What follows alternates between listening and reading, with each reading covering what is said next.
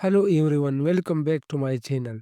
In this video, I will show you exactly how to download, install and use TikTok on your Windows PC using LDPlayer 9, one of the best Android emulators for smooth performance.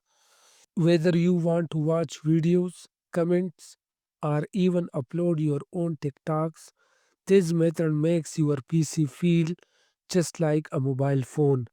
Let's get started.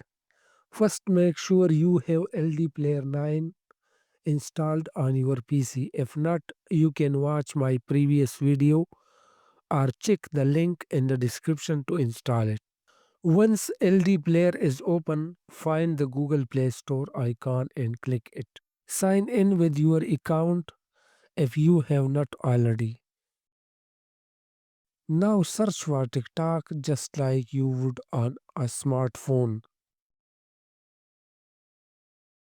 Click install and wait for the app to finish downloading. After installation, open TikTok. You will see the regular login options. Once you logged in, your TikTok feed load just like it would on your phone. You can like, share, comment, follow creators. Everything works smoothly.